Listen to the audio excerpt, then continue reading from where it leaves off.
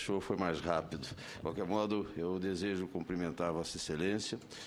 É um prazer estar aqui de novo no Senado Federal e, particularmente, numa sessão que o senhor preside, assim como gostaria de cumprimentar os meus colegas de mesa e esta audiência e mencionar da importância que nós atribuímos a essa sequência de reuniões que a subcomissão de resíduos sólidos do Senado está realizando, porque não há melhor oportunidade nem melhor ambiente para discutir essa questão no momento em que nós nos encontramos. Eu orientei a minha apresentação, a minha exposição, no sentido de colocar alguns marcos referenciais, particularmente sobre planos de logística reversa, que foi assim que o senhor havia solicitado na sua correspondência.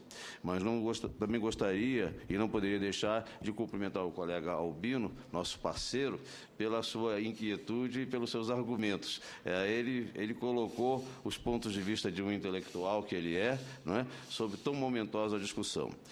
Eu gostaria de, nas primeiras considerações, dizer que essa lei, essa nossa política, que instituiu a Política Nacional de Resíduos Sólidos no nosso país, ela traz consigo uma grande mudança cultural, uma grande mudança econômica, um verdadeiro reajustamento e realinhamento de posições da indústria, da sociedade, da produção, do consumo, enfim, todo um reajuste que tem que ser estabelecido para que nós possamos recuperar um passivo acumulado, diria eu, de séculos, porque nos habituamos a jogar os nossos resíduos, o nosso lixo doméstico, primeiro na porta de casa. O Rio de Janeiro, no século passado, quem já leu os últimos livros de história do Laurentino Gomes, veio uma descrição dramática do Rio de Janeiro, onde as pessoas jogavam tudo na calçada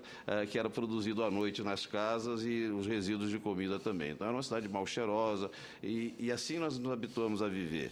Então, temos hoje uma população de 190 milhões de habitantes, não podemos mais conviver com essa situação, o mundo não se permite, com 7 bilhões de habitantes mais, ignorar a necessidade de um consumo sustentável, de uma produção sustentável e de zelar pelo meio ambiente. Do contrário, como dizem os nossos colegas geólogos, nós nos encontramos agora no antropocênico, que é um período da história da Terra em que o homem domina e faz a história. De modo que, se a gente não fizer essa história direito, será o último período de vida da Terra.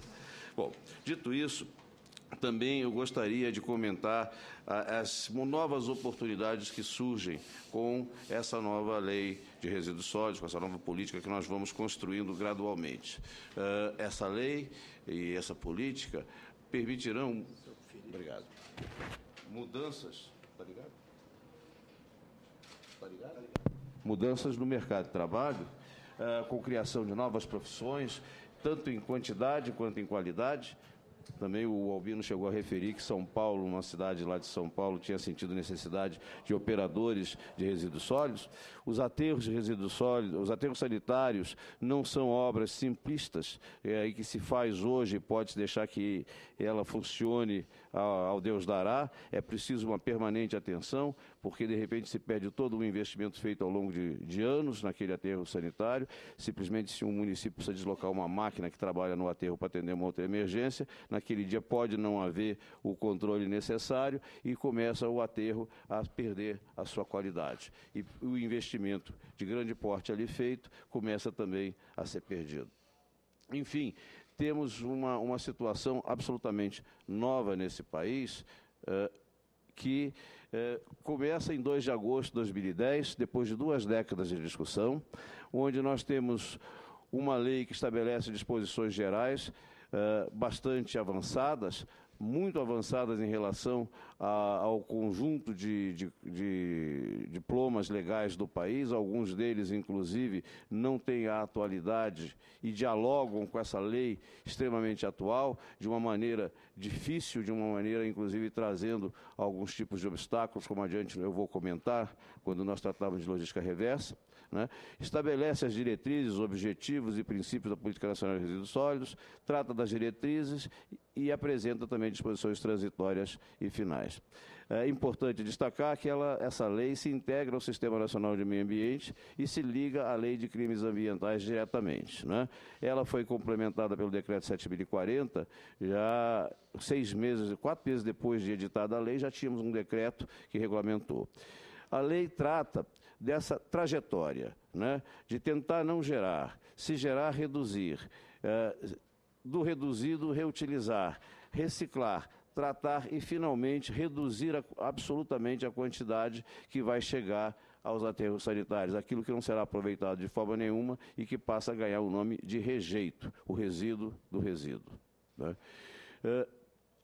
Como eu disse no início, sem a Política Nacional de Resíduos Sólidos, nós vivíamos uma situação em que a geração de resíduos tenderia a crescer com o aumento da população urbana, os processos industriais que privilegiam o descartável, o aumento da capacidade de consumir e a extensão das nossas manchas urbanas que vão afastando para a periferia esses depósitos de vazadouros a céu aberto dos resíduos. Então, nós teríamos situações em que esses vazadouros seriam absorvidos pela mancha urbana, ficariam dentro da mancha urbana, produzindo problemas de saúde pública, problemas de vetores de doenças e tudo mais.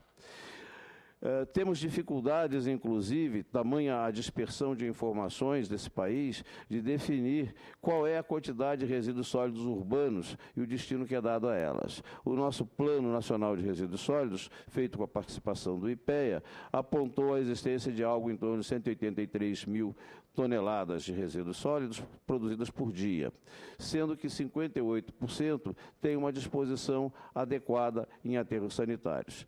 Eu registraria que 25% dos municípios geram 80% dos resíduos sólidos brasileiros. Portanto, aqui tem uma pista importante sobre estratégias futuras. Quer dizer, concentrar nesses 25% significa resolver 80% do tamanho do nosso problema, tá? E saber tratar os desiguais como desiguais e não tentar passar uma régua e considerá-los todos homogêneos, todos absolutamente iguais. Assim, nós daríamos velocidade no tratamento da quantidade, mas espacialmente nós teríamos que trabalhar com outro ritmo, com outros critérios, com ferramentas adaptativas que pudessem se adequar às realidades de cada local.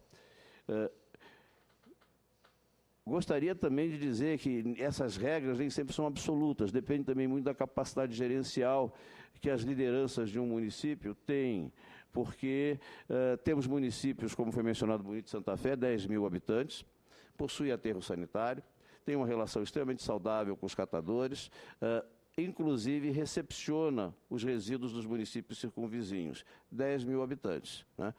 E temos municípios grandes, como o Rio de Janeiro, que eliminou o lixão de Gramacho e parte agora com o aterro sanitário. Temos estados como o Rio Grande do Sul, que tem 100%, Santa Catarina não tem lixão, a cidade de Porto Alegre não tem lixão e tem coleta seletiva instalada em 100% do território do município. Enfim, temos bons exemplos e precisamos analisar o que deu certo nesses bons exemplos para poder, e o que não deu certo nos outros, para poder identificar onde estão pontos de intervenção importantes na gestão pública. A gestão dos resíduos sólidos também envolve uma grande quantidade de atores. Praticamente é difícil dizer que não haja alguém envolvido com o resíduo sólido direto ou indiretamente, porque nós temos nos ministérios aqui do governo federal, temos o Ministério do Meio Ambiente, o Ministério da Cidade, o Ministério da Saúde, principalmente através da FUNASA, o Ministério da Indústria e Comércio, parceiro importante nas questões da logística reversa, o Ministério da Agricultura, que tem que tratar com os resíduos agro-silvopastoris, o Ministério da Fazenda, ventilado aqui na questão das desonerações fiscais, o Ministério do Trabalho e Emprego nas relações com catadores, inclusive na formação profissional de operadores da indústria de resíduos sólidos, que vai se firmando, vai se fixando, enfim, Ministério da Integração, o IBAMA, que faz a fiscalização. Temos todos os estados são atores importantes e neles os seus órgãos estaduais de meio ambiente têm um papel destacado no licenciamento ambiental, na formulação de normativos, enfim. Os municípios, os concessionários de serviços de limpeza urbana nem precisa se falar, o município é o detentor da concessão e o concessionário é o braço executivo do detentor dessa concessão. Inclusive, destacar que na questão dos resíduos sólidos, o município tem um papel protagonista, embora, do ponto de vista financeiro, talvez não tenha todos os recursos financeiros que necessite para recuperar esse passivo acumulado em décadas, né? Os catadores são atores que vêm chegando e têm uma perspectiva, inclusive, de resgate social, de um esquecimento que a sociedade teve em relação a eles, e tem uma perspectiva de, se engajando nesse processo da implantação da lei, passarem de excluídos a empreendedores, né, a montarem seus pequenos negócios de reciclagem e de ingresso nessas cadeias de logística reversa. Fabricantes de equipamentos, não precisa falar que esteiras, prensas, caminhões e outros equipamentos mais sofisticados, inclusive para reciclagem, também tem um espaço fantástico. As instituições financeiras, por sua vez, podem financiar, abrir linhas de crédito para financiamento desses equipamentos. As universidades têm um papel preponderante na formulação de conceitos, nos estudos de casos particulares. Fundações de direito público e privado que aplicam recursos, que investem nessa direção também são presentes, o Ministério Público, mencionado pelo Albino, e todos nós, sem exceção, temos uma relação direta com esse problema. As frentes de implementação da política, dado que a lei apresenta diferentes instrumentos e diferentes objetivos, trata-se de uma guerra travada com diferentes frentes de combate. Primeiro, no planejamento geral, a elaboração de planos de resíduos sólidos, que tem diferentes escalas, como plano nacional, planos estaduais, planos de gestão integrada municipais, planos de gerenciamento de resíduos sólidos de grandes segmentos ou empresas, né? A coleta seletiva, a reciclagem, a logística reversa, a montagem de um sistema de informações que pode recepcionar as informações dos relatórios anuais de logística reversa, os dados de coleta seletiva, a produção de resíduos, o tratamento, destinação final, para que a gente possa cada vez mais ter controle do que se passa no território, do que se passa na geração de resíduos sólidos.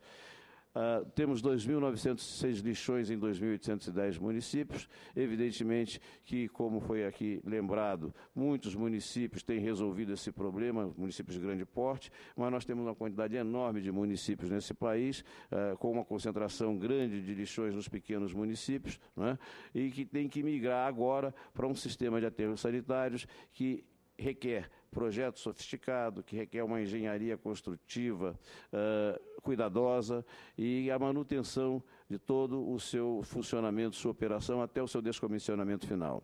Lembraria, a propósito, que dos custos de implantação e operação de um aterro sanitário, apenas 5% são implantação. 85% são consumidos na manutenção ao longo da vida útil desse aterro. Portanto, seria relativamente fácil implantar. O difícil é sustentar a operação em bases criteriosas, né, e dentro dos parâmetros exigidos desse aterro ao longo de sua vida útil. Um descuido e se perde todo um esforço de anos. Com relação aos planos, eu mencionei que há vários tipos de planos. A lei oferece uma oportunidade para consórcios intermunicipais e aí, de um lado, ela oferece uma grande vantagem, que é a economia de escala das ações, mas traz outras dificuldades.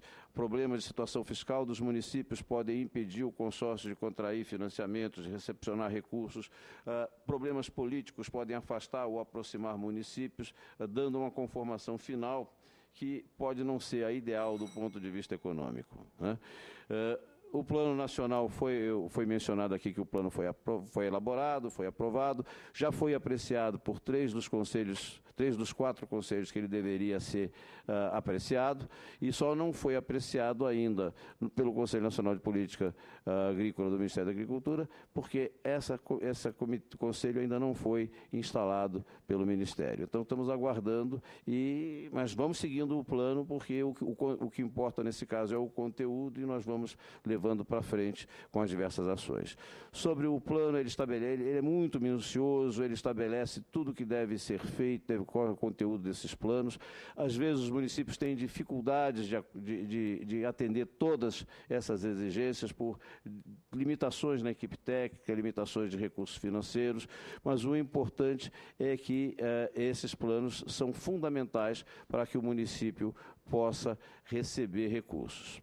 Com relação à aplicação de recursos, o Ministério do Meio Ambiente, nos anos 2007, 2008 e 2009, destinou 11 milhões de reais para a elaboração de planos de estudos de regionalização, esses que levariam ao melhor arranjo para a composição de consórcios. Planos estaduais, nós temos 19 planos em elaboração, 3 planos concluídos, e o Ministério empenhou, desde 2006, 26 milhões de reais para financiar planos. Tá? Os planos municipais são fundamentais para que os municípios captem recursos para dar continuidade e dar implementação ao que os planos recomendam.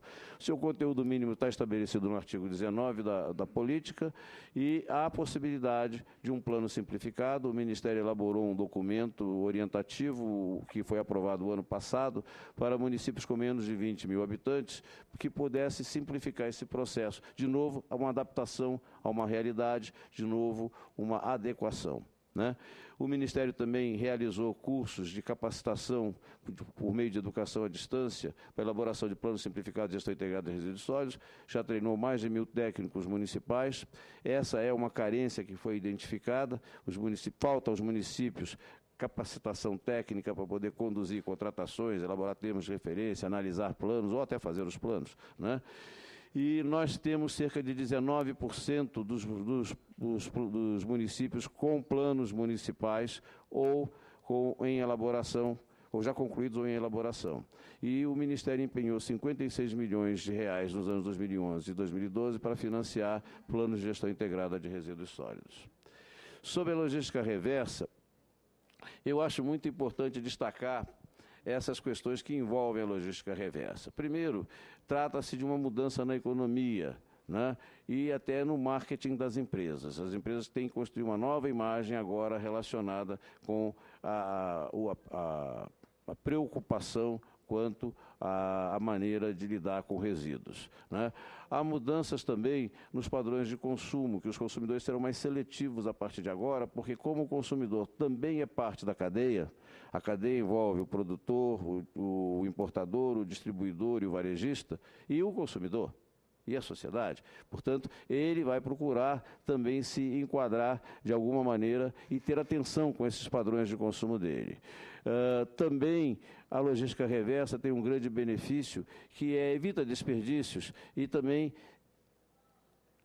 reduz significativamente a pressão sobre recursos naturais, cada vez mais escassos num mundo de 7 bilhões de habitantes, né? A logística reversa também ajuda a evitar a contaminação do solo, principalmente quando se trata de resíduos potencialmente perigosos ou que, com a sua desintegração ou decomposição física, podem se tornar perigosos pela presença de metais pesados e substâncias químicas, não é? E, por último, também com relação à saúde pública.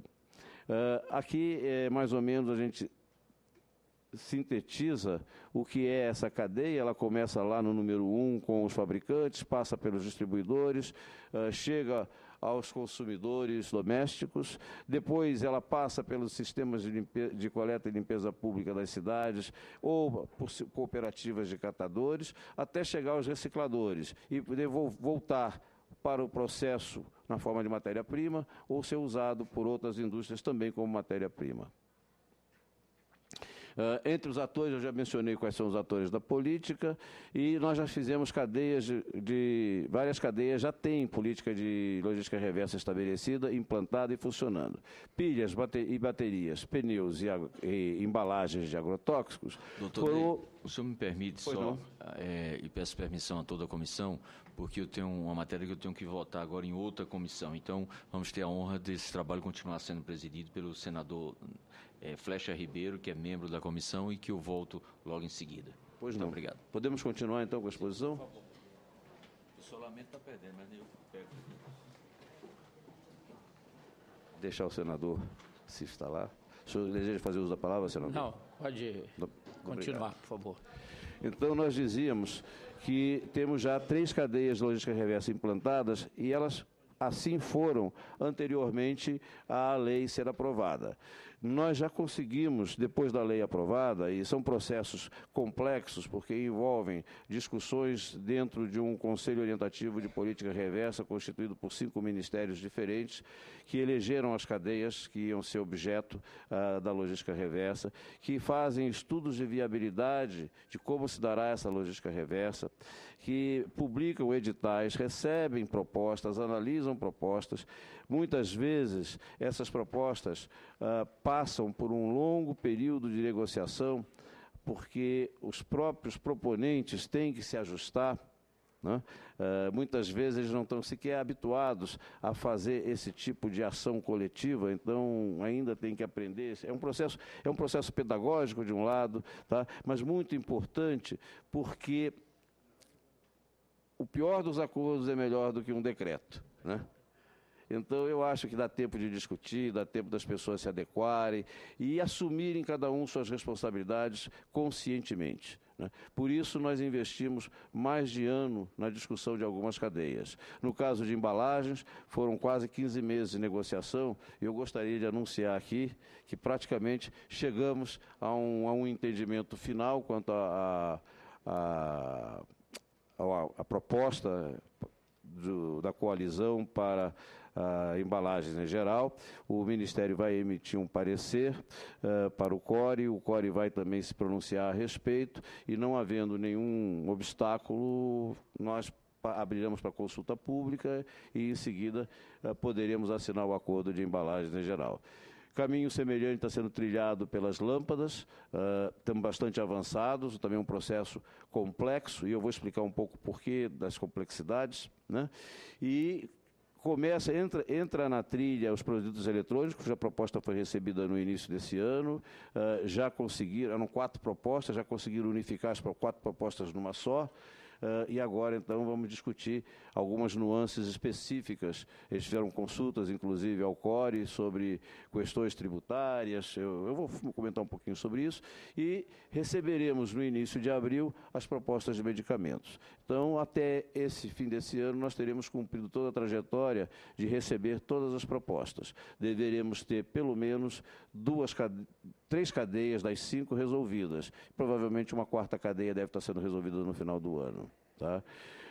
Como eu falei, temos um comitê orientativo cuja presidência é exercida pela ministra do Meio Ambiente, uma secretaria executiva também do Ministério, mas uma composição do Ministério da Saúde, do MAPA, do Ministério da Indústria e Comércio, do Ministério da Fazenda e, eventualmente, outros ministérios. Esse comitê é assessorado por um grupo técnico de assessoramento, o GTA, formado por técnicos desses ministérios, e também tem grupos de trabalho temático. Um deles é exatamente o que discute desonerações fiscais. As etapas eu mais ou menos já descrevi, está aqui registrada para vocês. Aqui também já falei sobre as cadeias e a situação que elas se encontram. Gostaria só de mencionar alguns pleitos surgidos nessas negociações que mostram como que alguma legislação tem que ser ajustada à nova lei. Por exemplo, quando alguém se descarta algum bem seu eletroeletrônico, por exemplo, disse que quem recebe é fiel depositário. Então, ele não pode destruir aquele bem, a não ser que haja uma renúncia da propriedade. O Código Civil diz que todos aqueles empresas de assistência técnica que recebem produtos, e às vezes os produtos ficam 5 anos, porque o proprietário vai, entrega e não quer mais saber dele, não volta mais, ele não pode se desfazer. Porque se um dia ele voltar e dizer, eu quero o meu laptop, eu quero o meu telefone celular que eu deixei para você consertar, terá que aparecer aquele lá, senão será um crime cometido por aquela assistência técnica.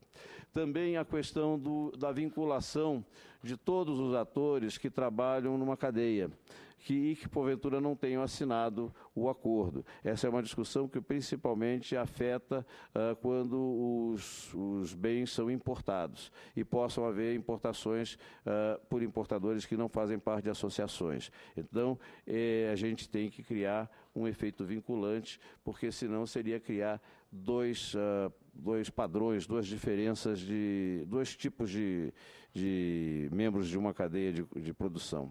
né? Também há uma discussão forte sobre a desoneração fiscal, sobre o destaque do valor da logística reversa no custo do produto lançado na nota fiscal, né?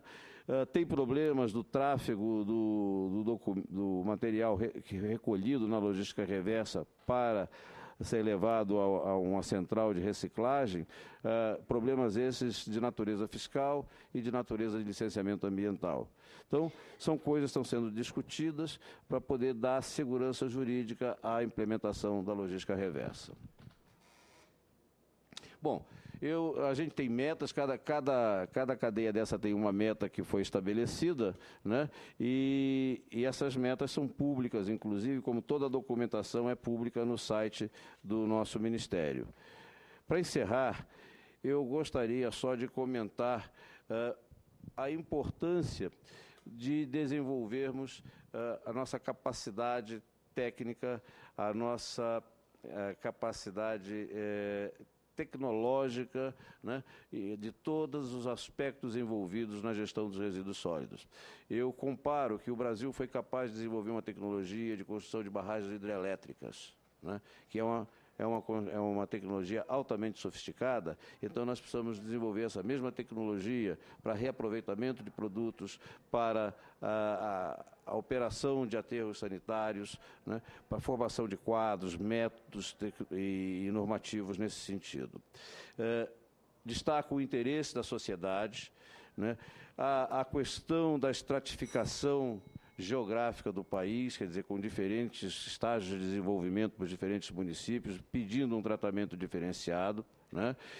E, por último, mencionaria que a aplicação dos recursos precisa ter uma correspondência na capacitação, porque o que nós vemos muitas vezes é que o recurso é colocado, os prazos passam por questões, digamos, de legislação, e os produtos não vêm, né, como se espera que venham, resultando em mais dificuldades, mais atrasos. Isso pode ser uma das razões pelas quais a nossa política, como disse o Albino no início, tem um progresso que não é correspondente àquilo que se esperava ou que se desejava. Mas, a meu ver, nós seguimos bastante dentro de uma curva do que o país é capaz de produzir. Compararia com a situação da Política Nacional de Recursos Hídricos, em 17 anos. Né? O governo federal faz planos de recursos hídricos para bacias de domínio da União. Nós temos hoje 53% do território coberto por planos de recursos hídricos, depois de 17 anos. Né? Existem muitos conflitos, muitas questões que precisam ser resolvidas no âmbito do Conselho Nacional de Recursos Hídricos, né? E tem 17 anos. Nós temos 4 anos, né? Sendo que, quando a lei foi aprovada em 2010, em 2012 houve uma mudança de 70% dos prefeitos municipais. Quer dizer, houve eleições e 70% dos prefeitos não se reelegeram. Portanto, houve uma descontinuidade logo no início, 2 anos depois da lei entrar em vigor. Isso certamente também responde um pouco pelo progresso que está abaixo da expectativa que nós teríamos. Expectativa essa que talvez pudesse também ser muito otimista. Muito obrigado. Eu estou aqui à disposição para qualquer outro tipo de esclarecimento ou debate que se seguir.